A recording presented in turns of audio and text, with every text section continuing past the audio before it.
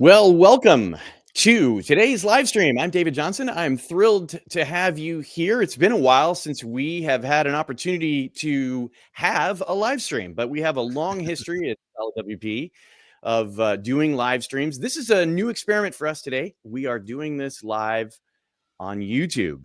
So, of course, there was a way for you to register, which we appreciate everyone who registered, and really glad to see that you are here live with us today.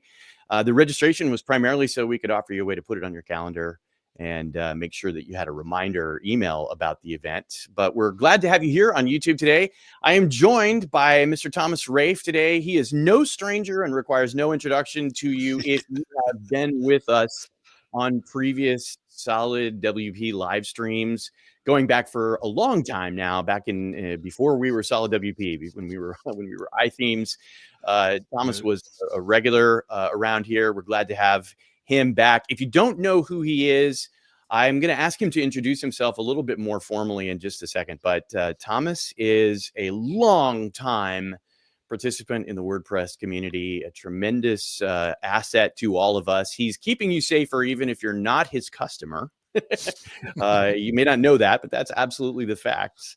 And Tom, I appreciate you being here today. And I'm especially excited to hear some things about what's happening right now. So 2025, it's been a little while. You have been a regular guest to talk about security issues, maybe once a quarter or so.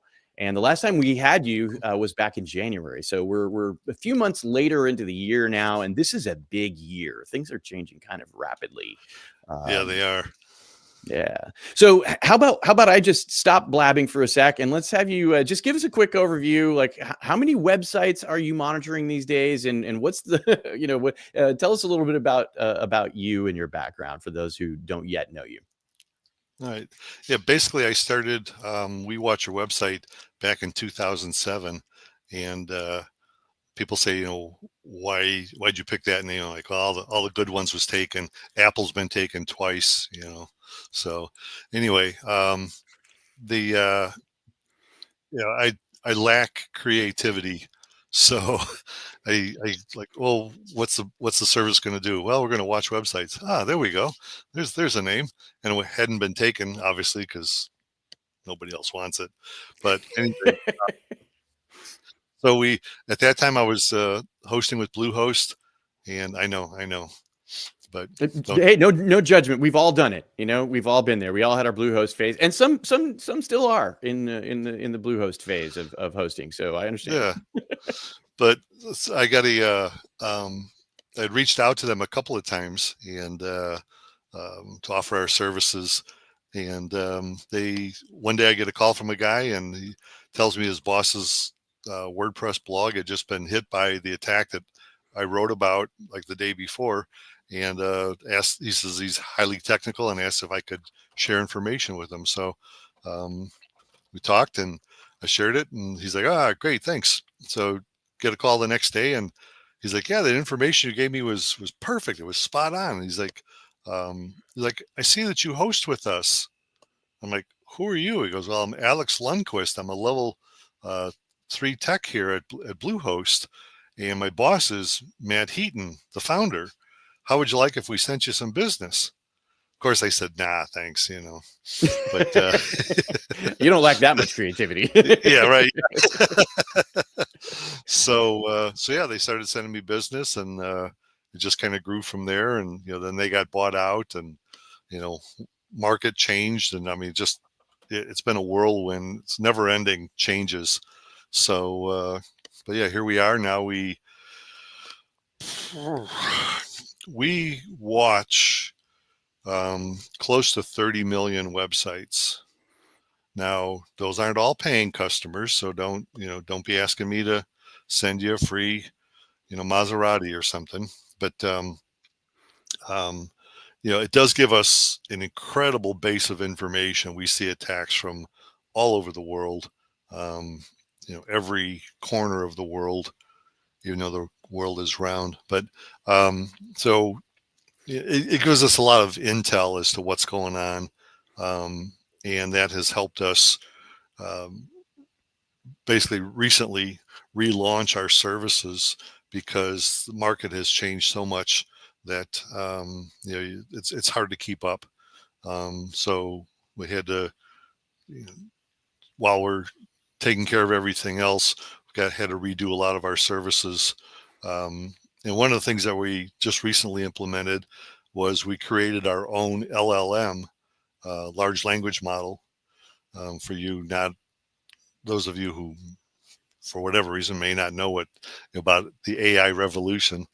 But so, but this, our LLM we created from scratch because we wanted it to be fast. We wanted it to be highly accurate and laser focused. So we have one that just analyzes log files in real time. We have one that identifies malware with incredible accuracy. So anyway, um, so yeah, we're still pushing along and gathering intel and trying to beat the hackers at their own game. I love it. And of course, you don't work by yourself. You have a team, and you don't work with just your team and your LLMs. You you have some amazing tech. Now, one of the things I always appreciate about talking with you, and we've done not just events here for Solid WP, but you and I have been on like security panels and other, for in the industry and all this sort of stuff. So I always enjoy talking with you about security in general. And so I'm going to promise not to nerd out today and stay on track. We're here primarily to talk about what's happening in 2025 and how threats are evolving. And of course, that means we have to talk about AI.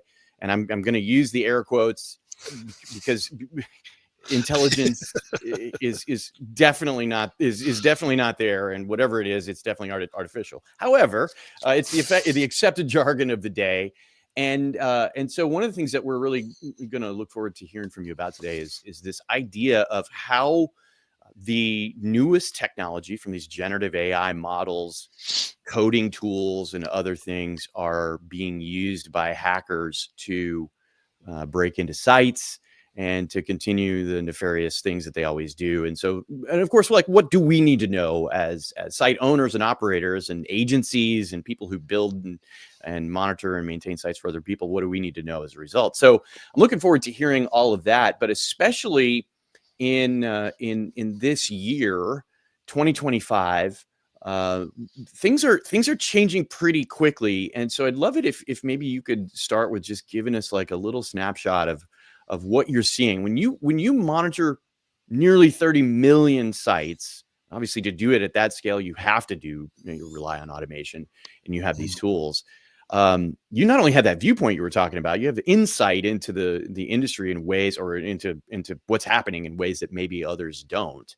But you especially have this like sort of unique viewpoint. So, could you give us a little bit of a snapshot of why it is that your system allows you to see things that maybe even a hosting company or maybe another security vendor, like we run Solid Security and Basic and Solid Security Pro for those that pay, and we work with PatchStack, who they look at vulnerable software. So, but the software layer, a WordPress plugin, or even a firewall or a web application firewall that runs on the front end of a site.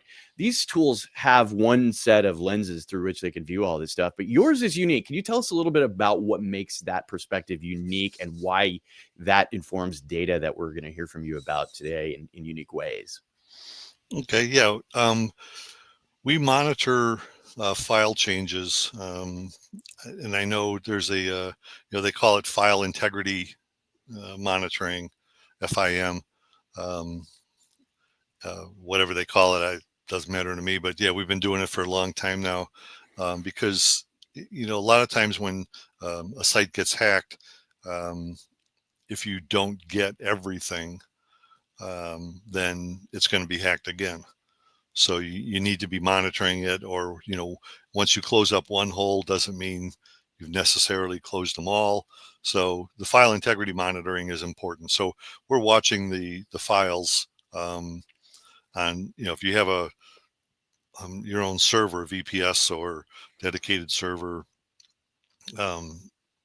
we can monitor the file in real time. So that's one aspect. The other aspect is we also monitor the database. So we can see when somebody from I don't know, wherever, Uzbekistan, is logging into your WordPress with an admin user that's never logged in from there before. So we look for anomalies. We just watch now when somebody logs in with an admin account, we can watch their activity, and all that's recorded. So our system is set up to, when I say we're watching, I'm not sitting there watching 30 million sites. Neither is my team, but we're Sure. watching the results of our analysis in real time.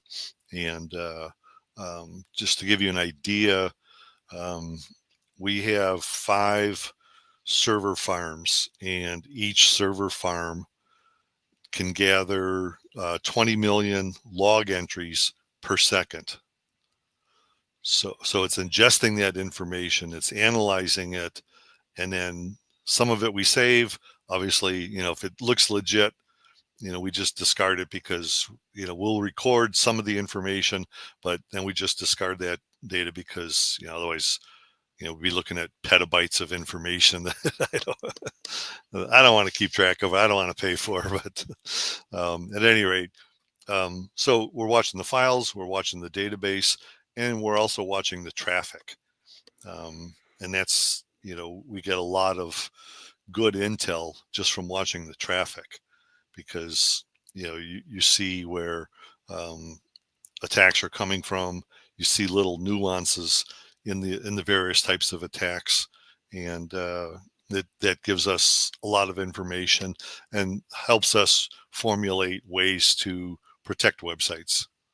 Yeah, and you're watching, if you were just watching a single site or even a single server, you're looking at IP addresses, let's say, or the various things that happen in there. You have one sort of perspective. You might or might not notice nefarious activity, but when you're watching across, that many sites, is it true that you have the ability to sort of spot trends, and like if a bad actor is showing up from a certain IP, or even if they're bouncing around with IPs, is that the sort of thing that you are able to determine?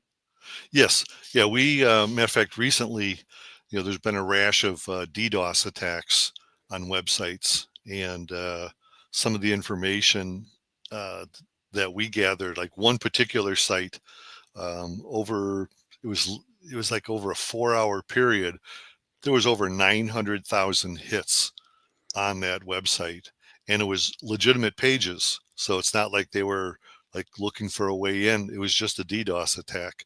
But out of And those 900,000 hits, over 700,000 of them were unique IP. There's over 700,000 unique wow. IP addresses. That is okay. So for anyone who's not familiar with the term, and I imagine if you're watching a security live stream like this, you may have some knowledge, but a denial of service attack, a DOS, is anything that might take out a system and make it unavailable simply by bombarding it with valid requests or even invalid requests, depending on what it is. A distributed denial of service attack requires a level of coordination, and it means that it's not coming from a single source. It's being spread out. If you have a denial of service attack that comes from one place, you can just shut it down and say, hey, I don't want traffic from that IP anymore, right? Right. But when you have a DDoS at that scale, what does that tell you? First of all, 700 and some odd thousand IPs, individual unique IP addresses, making valid requests to a website. First, did it take the website down? And two, what does that tell you about the level of coordination required for that kind of an attack? Yeah, no doubt. I mean, and this was just one site that that I recorded this specific information about, but Sure. over like a 2.5 week period, we saw this a lot across a lot of different sites. So it that one, like I said, those numbers just stick out in my head. So, but Sure. what it tells you is how big of network the hackers have. Now we trace these IP addresses and gather as much intel off of each one as we possibly can. A lot of them were compromised websites or web servers. I say web server. The server wasn't compromised. Sites on that web server were compromised and used to Sure. attack. Um, and um, so, but I mean, and that's not the extent of their inventory, as I call it. They had, I'm sure they had plenty more. And we're still gathering some intel on across the board on that. But a lot of these were also what we call residential proxies. So Right. somebody's home system was compromised, and the hackers had such good control over it that they were launching attacks from people's home devices. A lot of people these days have like the fiber run into the house. Sure. And so that gives hackers like an Hey, bandwidth. incredible, yeah, Yeah. and it's Look at free that. to them, so what do they care? Okay, and so those residential proxies, like a couple of things that come to mind real quickly, and I don't want to derail you because I know we got other things we want to get to, but like a couple of things that really jump out. Number one is one of the most common questions I hear from people who are convinced that their website just isn't really a target at all. Like, why would anyone come after my site? And this is a reason why, folks. If you have a website and an attacker really wants to pull off something like this and take someone down, by the way, there are DDoS as a services on the black web, on the dark web, I should say, where, companies just offer this and they say, hey, you want to take someone down, send us a, little fraction of a Bitcoin. We'll take their site offline. You tell us what day and time, and, out they go. So all sorts of ways that this kind of stuff actually happens. But a reason that they might want to attack your website and not even get up to anything nefarious right away might be that they just want to turn your site into something that makes one request or probably more than one. But so that's a piece. So like your site being safe is something that you want to think about. You also don't want your IP address for your website being associated with one of these attacks, because this is there are lots of ways that is bad for you. But also residential proxies, this means maybe it's a router. Maybe that someone got, they didn't update their router firmware and it got compromised. Maybe they have an IoT device, a light bulb, washing. Did you see the washing machine that was somebody was generating something like 9 gigabytes a day of download, requests on their fiber connection. So like, you never know, like, so all these compromised devices can just be, if someone is behind that attack and has, we call it a botnet, right? They have the ability to control and activate all those things. It could be anything, but it could also be a browser. Am I right? Like this could be a phone or a computer. Mm-hmm. Yep. Anything that's connected to the internet can be used to either relay or, take full control of and use it as part of their botnet. Yeah. Exactly. Yeah. It's, and one little side comment is, I've yet to see a reason why somebody needs a smart washing machine. You and me both, brother. You and me both. The longer I work in this industry, the less I want technology in my house, especially if it's listening. I don't allow devices with microphones, like, all that sort of stuff. But you're right. Like, what do you really need? Can you walk down the hall and see what's in your fridge? Right. Or can you check the toaster or listen for the alarm thing to go off and just make sure it doesn't burn your, whatever you've got. I'm kind of with you on this. And I get the sort of desire for us all to have, fancier and fancier stuff. But boy, the longer I live, the more I go back towards cave dwelling. Yeah. Where that stuff is concerned. My son is in lacrosse and he also plays hockey. And so it's like every tournament you go to, they have an app that they want you to install so you can stay up to date on the tournament results. And I'm like, no. And they're like, I'm like, give me a website or something that I could visit. And they're like, what's wrong with you? Everybody's got apps for things. Yeah. Can you guarantee me your app's not going to be the portal into my phone? Right. Yeah. I'll be not. No. And did you vibe code it? Did you use, AI? Oh my goodness. Okay, so speaking of AI, so like I feel like, in terms of trends, you mentioned DDoS attacks, and that was what, a couple of weeks ago that those were happening. Is that right? Yeah. Anything else that you want to point to that you've noticed sort of in 2025 so far? Yeah, the AI craze is, it's been here. The two things that I really want to touch on today is AI and infostealers. Okay. those two things are huge.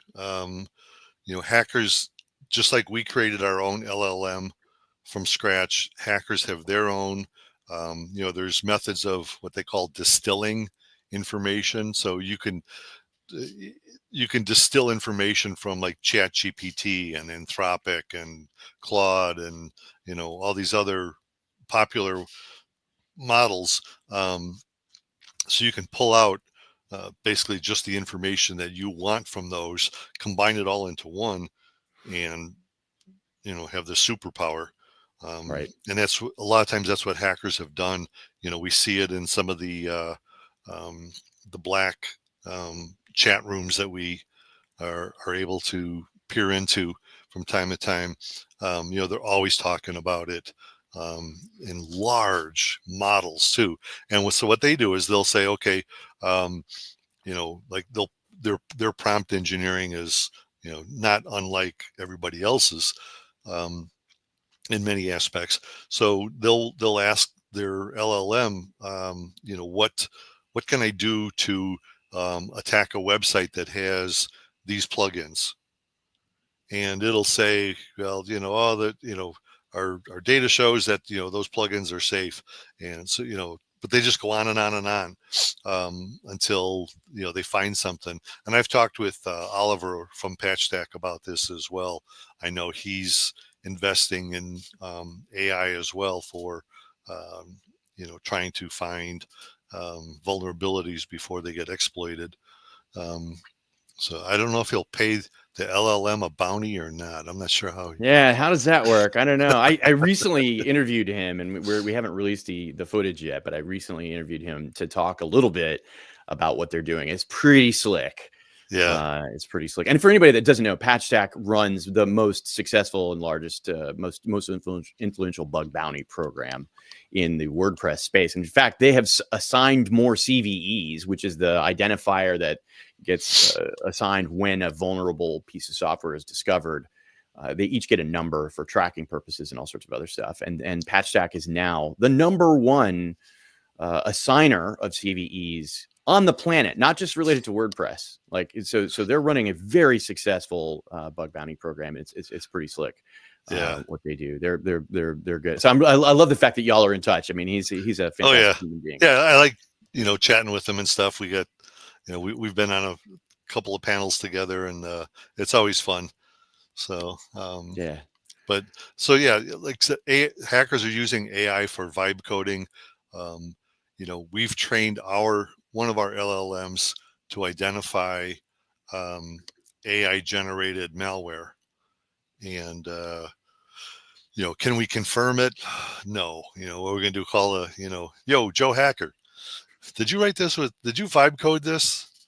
Can you tell because of the M dash? Is that what it is? Because yeah. By the way, I'm a lifelong marketer. I use M dashes in writing all the time. So if you see stuff from me with an M dash, I did not use that. Does not indicate the presence of an LLM. Okay. But yeah, I mean, and I think one of the things you told me, and I don't remember if we've talked about this on a live event or not, but one of the things that you mentioned to me was this idea of like single use malware. Right. Yeah. They generate so much of it. Like, obviously with all the sites that we monitor, often, you'll see the same piece of malware spread across, 18 million different websites. And, you're like, okay, it's probably the same group, or at least the same group that started it. And then they, sold it off to script kiddies and so forth. But yeah, they've got so many variations that they're really getting into single-use malware, which means a signature isn't going to pick it up because it is so radically different. It's not like they just changed some function names and things like that. Kind of randomized various things inside the plugin, but the basic structure, the framework of the plugin is the same. No, it's all entirely different. And it's almost like they, in my head, if I was doing that, I would feed all that stuff into, an AI model, and tell it, here's all the ones we've already got, generate 50 new ones that don't look anything like these, and it'll spit them out. I mean, it'll crank and boom, boom, boom. Here you go. Here you go. Here you go. And so, yeah, I mean, it's really becoming, important to have dedicated resources to seeing what the heck that the hackers are up to. Yeah, the And this single is use stuff is bizarre. it's crazy. Like if you think about 25 years ago, when many people were becoming first aware of the need to suddenly have antivirus software on their computers, right? And some of us had viruses much earlier than that on our computers. I was before we were networking computers together. I encountered my first virus from a BBS download back in the day, right? So, Yeah. but at that time, it was you would use a simple piece of software that would say, "Hey, we know about all of these viruses, so we're going to scan." And to this day, antivirus software uses signatures, which look Right. for repeated patterns or whatever. And then over time, it was like, well, the creators of viruses got smarter, and they said, no, we're gonna evade detection by not using repeated code as much as maybe looking for behavior. They would indicate behavior. So to catch them, you would have to look for heuristics around what the software was actually trying to do.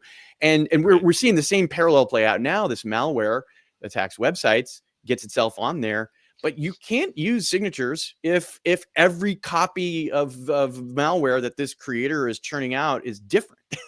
Like Right. there's so it evades detection. And so I guess this gets into the question of why you as a hoarder, and I mean that in the most loving way possible. I tend to collect information and things too. I like there's the few books you see behind me on a camera shot are nowhere near all that I have. But is it true? How long have you kept every piece of malware you've encountered? How long has that occurred? Since I started back in Okay. 2007. Like I said, well, years ago, before I got into this, I worked heavily with AutoCAD, the computer aided drafting Yeah, program, sure. and they introduced I forget what version of AutoCAD it was, but they introduced AutoLisp, LISP.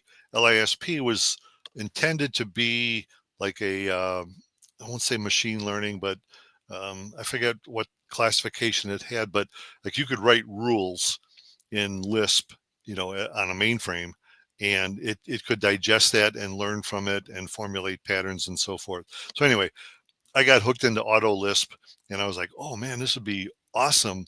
If I could use this, somewhere down the line, for something other than AutoCAD. And then Borland had Prologue, which was also kind of like a machine learning, artificial intelligence way before, that was really popular. So anyway, I thought, well, at some point it would be cool if I could develop a machine learning system that could learn from all these samples. So I'll just save everything. So, I've got over 3 million samples, unique malware samples. So I don't think I ever realized that you had envisioned a day when that could be used as the basis for a machine learning based detection system. I think I just thought you were just keeping it around, like to have a No. museum, your own Tom's personal museum of malware. Yeah. So you have way more foresight than I even knew. That's amazing. So now we live in the day now where you can, and this is basically what you use to train the one LLM, right? That looks that evaluates malware Right. and detects it. Yeah. Right? It picks up on now the scary part was, like, in order to build this LLM correctly, we had to dissect every one of those 3 million plus files and say, okay, this is string manipulation done the Wow. wrong way, done, for nefarious purposes. This is string manipulation done in a standard WordPress, legitimate file. And, and there's, I forgot how many categories we've got, but I mean, it's like 40 different categories, so you got string manipulation, you got base 64, Sure. string Yeah. rot Obfuscation, 13. right? Yeah, Yeah. yeah, obfuscation, um, you know, uh, accessing, remote files and including them into a legitimate file. And I mean, just all sorts of different things. So yeah, we had to go through, over 3 million files and categorize these things, and then you feed that into your LLM, and it's like, oh yeah, now, I mean, I always look for new malware because I just love feeding it into our LLM, and it spits Nice. back like our average right now. I was sharing this information with Patrick Gallagher from GridPane, but like our average analysis of a new piece of malware is like 0.114 seconds. That's Just, crazy. and it comes That's back and crazy. says, now we can have it come back and tell us, okay, yeah, this is malware because of this, and this, and this. But we typically turn that switch off and say, just tell me, safe or malicious, but not, we call it benign or malicious on this file. And bam, it's just like spits right. And you're like, wait a minute, did it even think about it? It's, Yeah, and so that's what gives you the ability to be fast at detection. I mean, that's because like I mean, I can imagine someone watching this thinking, okay, they're watching 30 million sites, those or nearly that many, and in many of those cases, you get all this like streaming log data coming in, and so these log entries are coming in, and so it could take some time, like a site could get compromised for some period of time before you even notice.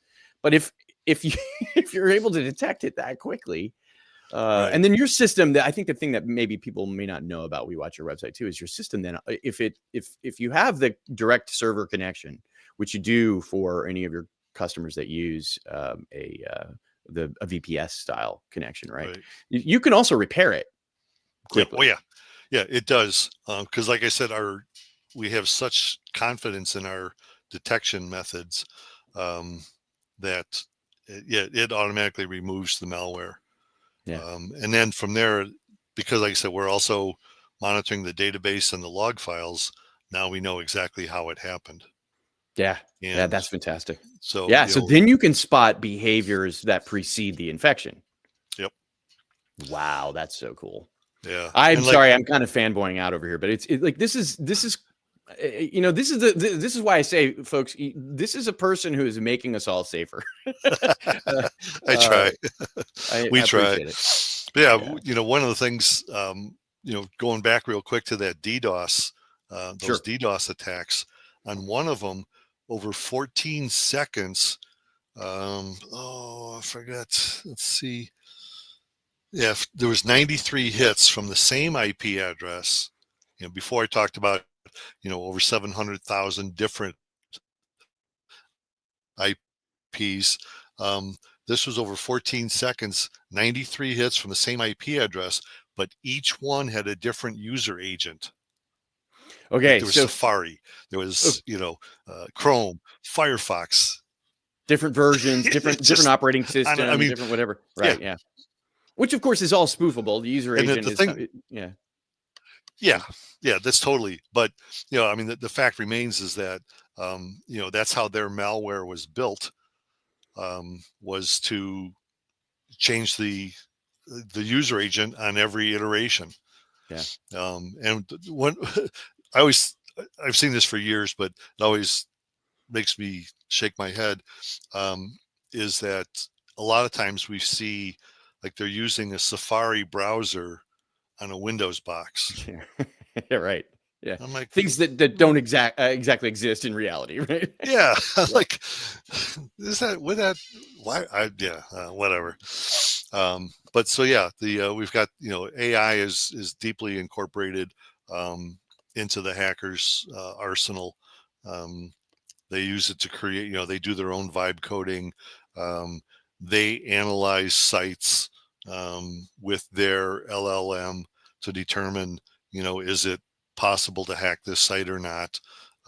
It knows how to look at the different, um, versions of plugins and themes, and then orchestrate an attack, on that. Because we've seen, like in the log files, and it happens within seconds. You know, they'll scan, um, to crawl basically a website, and then all of a sudden, bam, bam, bam, it starts doing direct attacks at certain plugins. Not all Mm. of them. So it's like, crawled it, found some potential points of entry, and bam, let's just hit it, and they just start hammering away at it. Um, so, but the other thing that's really been huge, as I touched on before, AI and info stealers are the two things I really want to talk about today, because info stealers, we talked about it, 18 months, 2 years ago. I was going to say you published some research that ruffled some feathers at the Yeah, time, and I was heavily very closely involved with Solid Security at the time, and I remember thinking, well, first of all, if anybody was using Solid Security Pro and had a certain set of features configured, which are not configured out of the box, you have to do a little work to protect yourself. Then you would not have been vulnerable to having your session cookies stolen. Right. But and that I think was the thing that at the time you ruffled feathers because of the scale that your research data showed, that session cookies were being stolen.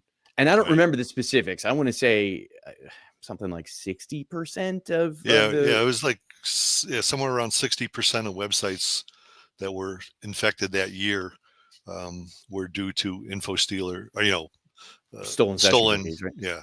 stolen session cookies. And I think people today still don't understand. I mean, I guess we can parse the parts of the word and say an info stealer and it steals information, but can you tell us like what it is? What is an info stealer, and how could we as individuals be vulnerable to them? Yeah, info stealers work by, man, they got so many different ways. But like recently, I was reading an article where the hackers found ways, because a lot of the browsers will store credentials for you if you tell it to. Everyone recommends password manager. Problem is, not everybody uses a password manager, but they decide instead to trust their browser to store sessions and so forth. So basically what an info stealer does is it gets on your computer, and some of these things, like I've seen where they bypass like 10 of the top 12 antivirus programs. They know how to skirt those, and so it'll get on your system, and then it looks for anything that you might have saved. Years ago, when I was doing a lot of work with Bluehost, they had in FileZilla, it would store the credentials in a text file on your local computer. In a raw text file. So this goes way back, like I said, to the And those were FTP credentials. So if you didn't ever use FileZilla, this was your way that you would, from your local computer, connect to the FTP server, your web server, and upload or download files. And it just sat there like it was plain text. I remember being horrified the day that I learned that like all these credentials. I figured they're going into a database, right? And the database, it's hashing or encrypting or doing something, and nope, just sitting right there in a text file. Yep. So that, like I said, and hackers know that, people trust the software that they use. So people trusted FileZilla, like you said, you figured it was, encrypted, hash, something. Nope. And like I said, hackers, I hate to continually give them credit, but they're incredibly smart, and they know human behavior, and they know that humans are probably the weakest link in security. Everybody will pretty much say that. So they infect your local computer, probably by either phishing, or they set something up on somebody's website. You fell victim to it, like update your Chrome immediately, the big flashing thing. Or some of the more popular ones, it looks like a Cloudflare, bot protection, click here to indicate you're not a bot, or pick the buses out of this sea of flowers and whatever. So people fall for that stuff. Their local devices get infected, and then the infection, it works much like it does on a website. It tries to hide. It tries to cover its tracks, but it'll dig through your system and look for things that look like usernames, password combinations of any type. But it'll also do like keyboard logging. Um, so, you're sitting there and you go to log into a website, and you type in the password or cut and paste it, whatever. It steals that information while you're doing it and sends it to the hackers. Now, what people don't realize is a lot of these info stealers will steal not only the username and password, but also the login URL. So the people that hide, like, oh, I'm safe because I hide my URL. No, that's not a guarantee. Is it it's a good layer of protection? Sure, but it's not a guarantee. So It's one of those things people think will help security, and it's security through obscurity or whatever. And it's the one feature. It's the one feature that I feel like is in Solid Security Pro or Solid Security that is there, that really doesn't actually contribute any security value, but so many people want it and think that it does, that we still left it in. We buried it, so it's hard to find. And so we're not trying to show it to you, but every other security feature in Solid Security is there because it actually makes your site more secure. Anyway, sorry. Right. Exactly. So yeah, exactly. Yeah. Hiding the URL doesn't help, folks. No. Yeah. But so the login URL comes with, and that's good because, like, if you wanted to be able to log into some site, but you don't remember, it's not a WordPress site, let's say it's just your bank or whatever, like, you want to know, which you don't have to click around for 5 years trying to figure out where the login is. You just go right to it with your password, manager or whatever. Yeah. Right. So, yeah, like I said, there's numerous stories over the past 18 months where password managers have been compromised as well. Now, again, there's things you can do on each individual password manager to make it more difficult, but yet, hackers realize that they get inside your password manager, they got keys to the kingdom to a lot of stuff. But one of the things that we've seen for some time now is hackers will steal the authentication cookie. So when you log in, HTTPS is what they call it. So it's like a connectionless protocol. So when you log into a site, you need something on the site and on your browser to confirm that you've been authenticated, because it doesn't maintain a connection, for the whole time you're on that site. So at any rate, so the hackers can steal this authentication cookie, and at that point, it bypasses 2FA. So if they steal the session cookie, they download it to their systems, they use it, and you don't even have to log in. You would just go to wp-admin /edit post.php, with some information after it, and bam, you're in. You do anything that admin could do, and so it bypasses 2FA, multi-factor authentication. It bypasses pretty much everything, and that's one of the things that I liked about the Solid Security suite was you guys have the passkeys, and the passkeys work entirely different than than username, password, than session cookies, than all that. It adds another layer of complexity that pretty much, I hate to say it, but makes it unbeatable.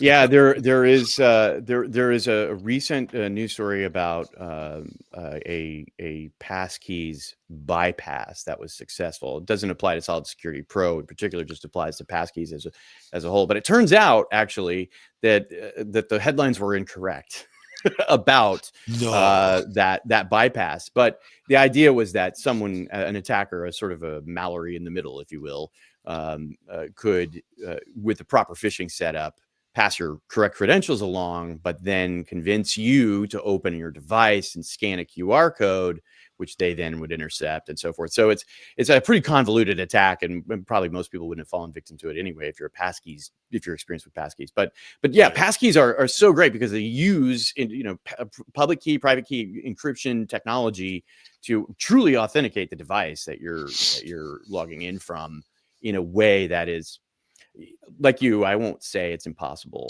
to Right. fool, but it's a lot harder to fool that than any sort of other method involving passwords and even time-based one-time password tokens and those authenticators. So it's a pretty fantastic tool. And Solid Security was the first.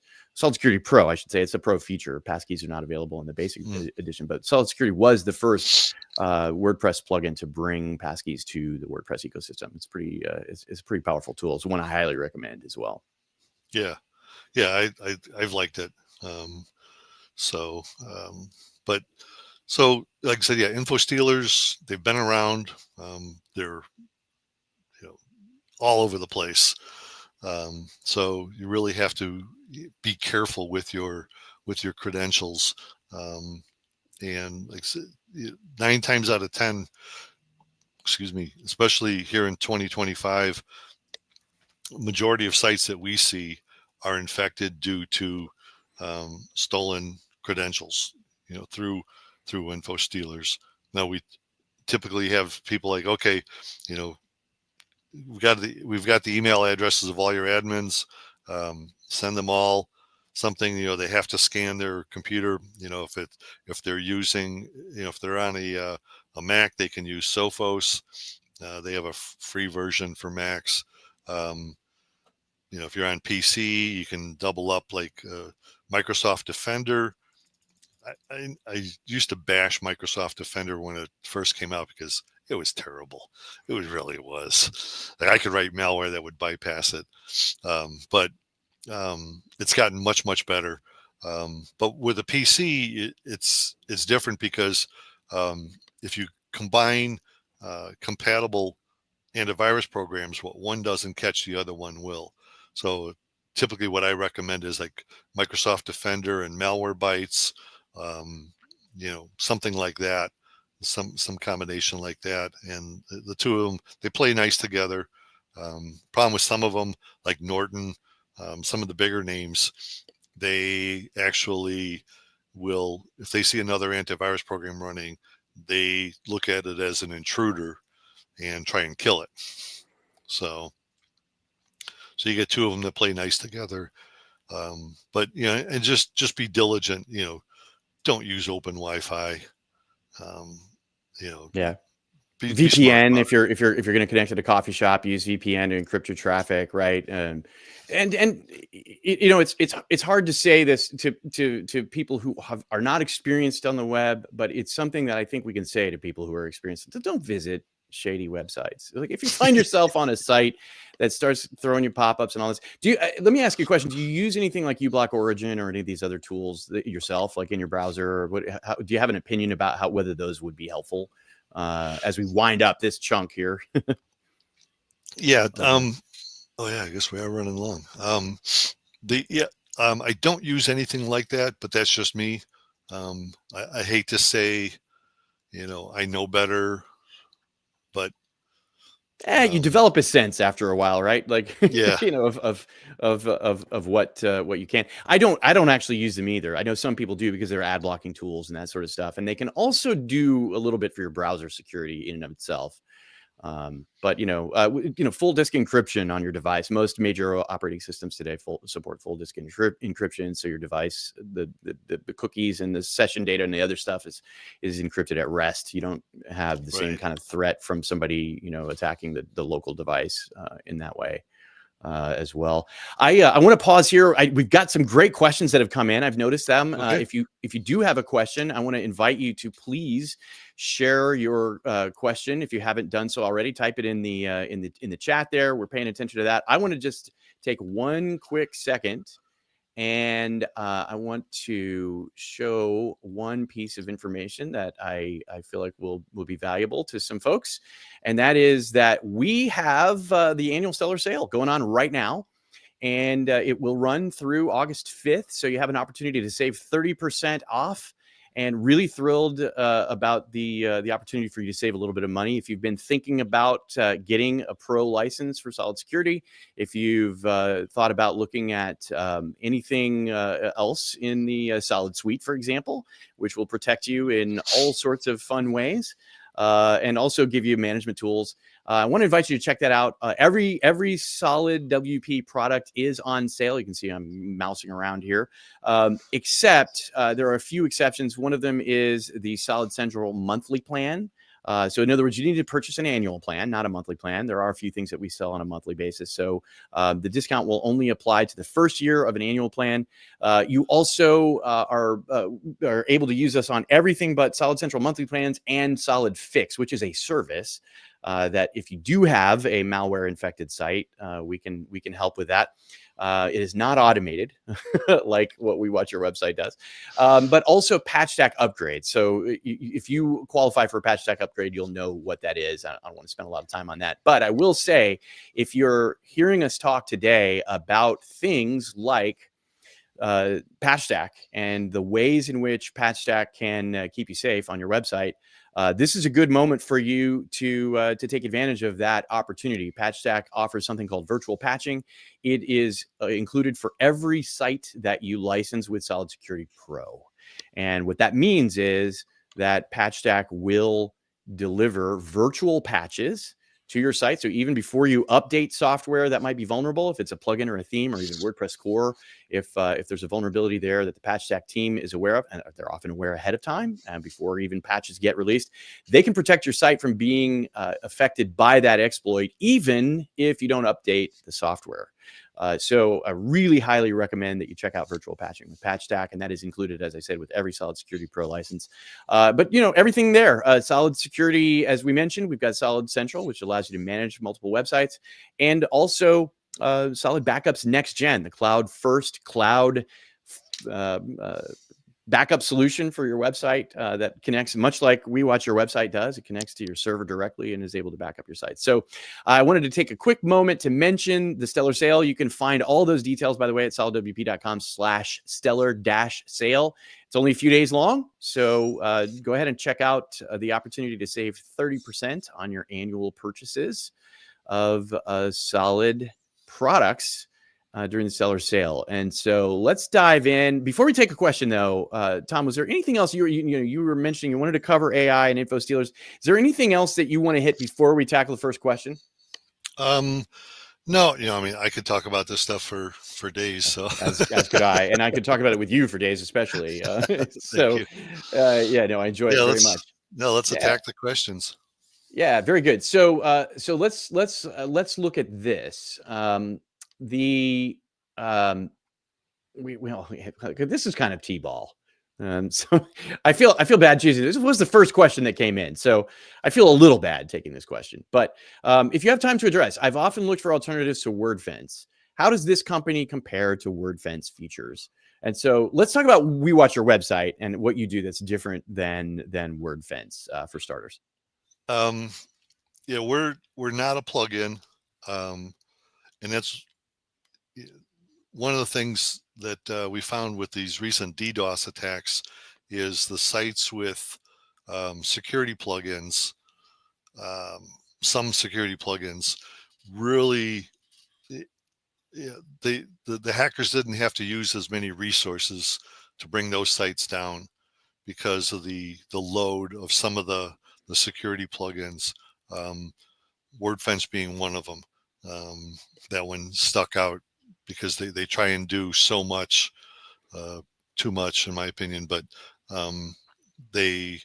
those sites were, it didn't take anywhere near, like it was somewhere around like 30 or 40% of what was taken down other sites was taken down sites with WordFence on there. So and it's just like I said, it's a different mindset. the way they work and the way we work. And we because of what we do and how closely we watch files and record everything. We can see, if you have a file in your database that, it's like an index.php file for a normal WordPress site is 405 bytes. Well, if something changes in that file and now it's, 1.2K or something, that it's, there's something been injected into that doesn't belong. But because we store copies of your files in our database, we can look at what it was and what it is now, and okay, that chunk of code has to go. People have told me for years that, you can't do, automated malware removal. Yeah, you can. You just got to think a lot harder about how to do it. Right. Yeah. Yeah. The things that you need are there. But it does take some effort, and I love the fact that you're an automating kind of a person. Like I often tell people I automated my way out of my first job. The very first job that I lost was because I automated. They didn't need me anymore, so I was like, well, okay, well that's a lesson learned. Also, I still do it to this day, but in any case, one thing I'll just mention too is because Solid Security Pro may have been what you were asking about, Razzie Reds. I don't know which product you're asking about, so I wanted to make sure Tom talked about We Watch Your website, Solid Security and Solid Security Basic and Pro, because WordFence also has a free plugin and a premium plugin. But Solid Security takes a very opinionated approach towards security that is kind of aligns with something that Tom just mentioned a minute ago, which is that we implement features that we believe actually contribute value. And speaking broadly, security plugins as a whole, especially those that try to provide a web application firewall or in other ways protect your site from at the plugin level on the front end, there's a lot of what I call security theater that takes place, where we're going to protect your site from, meaning another plugin vendor, not us. They'll say things like, we're going to protect your site from hundreds of thousands of different types of attacks, right? And some of these attacks have not been seen in 15 years in the wild. And some of them have not been seen in more in shorter time frames. But either way, it's irrelevant that they're protecting you from this Tim Thumb vulnerability from 2010.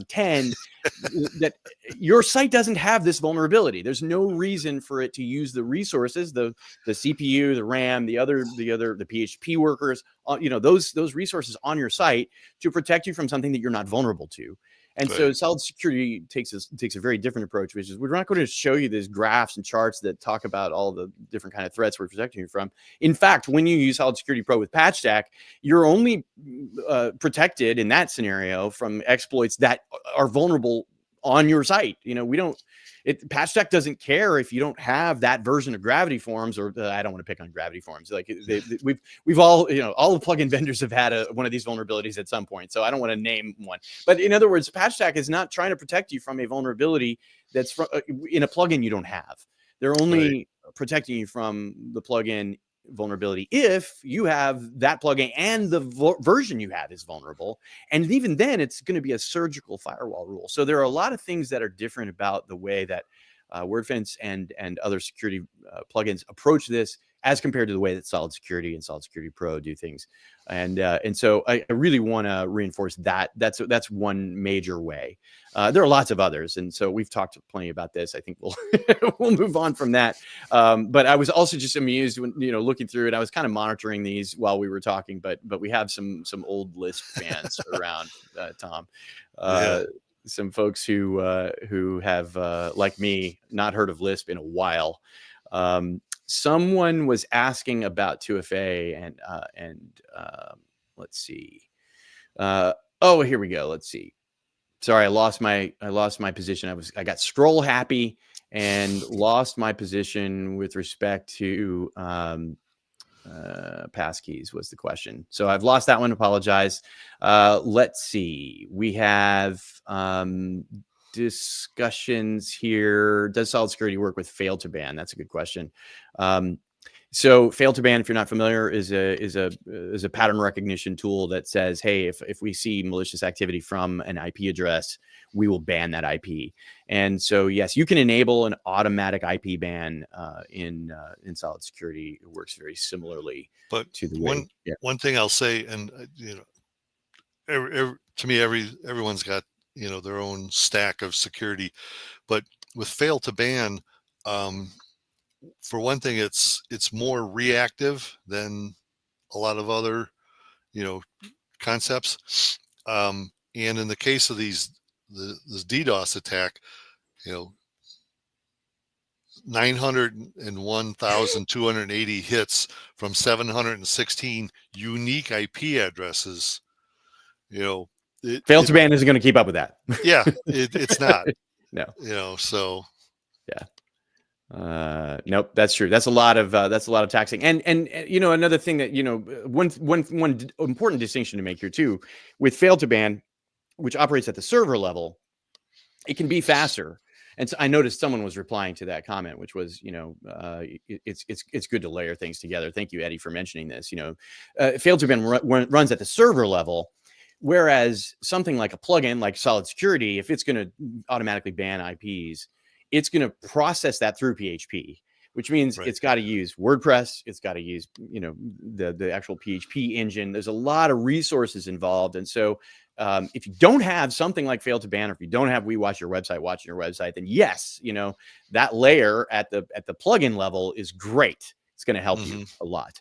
But layering is absolutely the right idea. And so I have, as I mentioned, lost the question about passkey. So let's do this. I think we are a little bit over on time. I'm willing to stick around if we have. So if you have another question, go ahead and drop it in. I am going to just briefly mention one other detail here, which is, Tom, first of all, how would someone find you if they wanted to take advantage of We Watch Your Website? What would you recommend for somebody that wanted to get in touch? You can email me, trafe, and I just got to bring this up because it's cool. Oh, do it. Yeah. If you had something you wanted to show, please do it. Yeah, no, my last name spelled backwards is Fear. I never shared that with you. I don't think I've ever noticed that. I appreciate that. Well, I mean, isn't that fun? It's so apropos in so many ways. That's fantastic. Yeah, so you can email me at trafe@wewatchyourwebsite.com. You can go to our website. I'm on Facebook, like in the admin group, and a number of other groups, always trying to lend my insight. Sometimes my dad jokes to comments that people do. So yeah, however, we used to do smoke signals, but the Environmental Protection Agency shut that down. So we do still have homing pigeons, though. I was going to say IP over avian carrier is my favorite RFC on the internet ever. And I saw a video and this is a rabbit hole for those of you that are really nerds. You want to chase this down. I watched a YouTube video this week that was about saving a PNG file to a bird, an actual bird. And this is I was impressed as a geek. I was impressed. This is a pretty impressive, and it did not use IP over avian carrier. We've got one more question, but before we do this last question, let's just recap for anybody that's worried about DDoS attacks, anybody that's worried about infostealers. Let's talk about infostealers, especially. We talked about some hygiene that you might want to engage in. Is there anything else that you recommend that someone do? You talked about using multiple malware detection tools on your local machine, antivirus tools. We talked about good hygiene, not being on open Wi-Fi. Are there any other things that we should know about that might help us stay safe? And also I meant to mention this earlier, so this is coming to mind now, which is that it's not just you, anybody that has access to your website.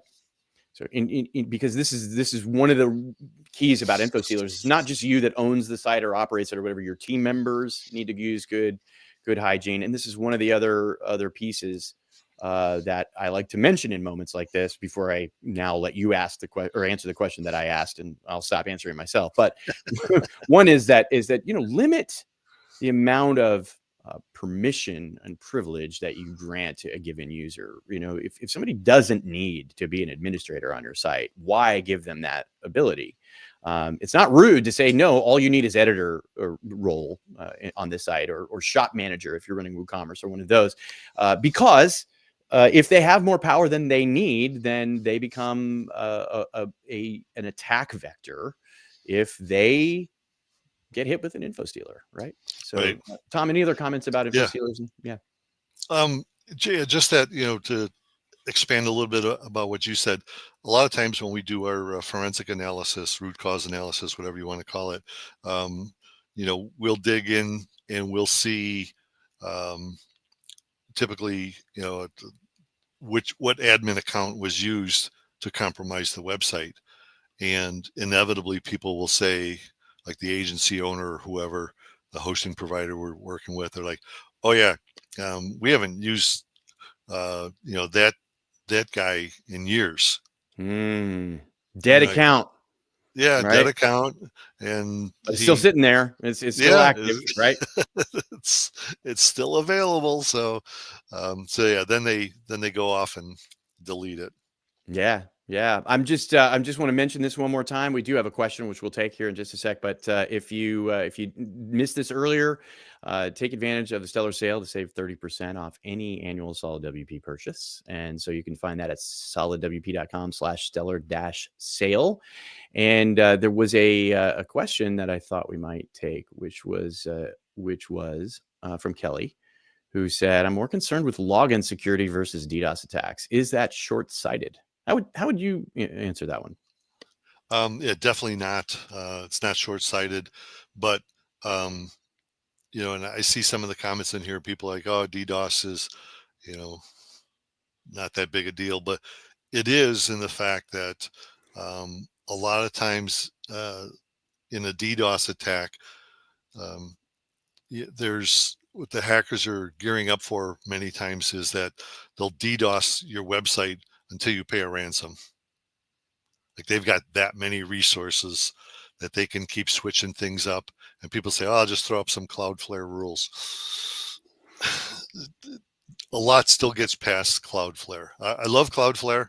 Andrew Prince is, a genius to me, but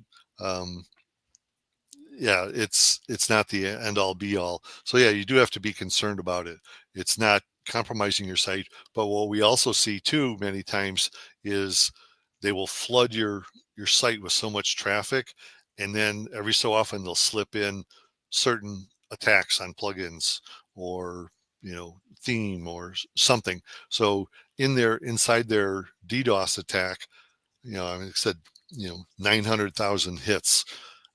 They could easily hide certain things in there, and they're hoping that possibly your WAF isn't going to be able to keep up. Yep. And If your web application firewall shuts down, now we can attack in a whole different way, right? right. Yeah. So Yeah. anyway, yeah, like I said, I was just scrolling through the comments and I see a number of people were, not all that concerned about DDoS, and it's not a big thing, but it's still a thing. And someone asked too, just kind of as a follow up, is that more likely, Lawrence? Is DDoS attack more likely for an e-commerce site? And I think it depends, right, on the strategy of the DDoS. Did you want to comment about any of the sites that you were observing, Tom, a couple of weeks ago when these DDoSes were really happening? Did you notice any pattern? Were they commercial sites? Did they have e-commerce capabilities or any patterns? No, there was like absolutely no. I know one of the comments might have been in the admin bar on Facebook. One dev said that because of the political nature of his client's site, they thought it was specific to them. But like I said, it was also happening at the same time that was happening to a lot of sites.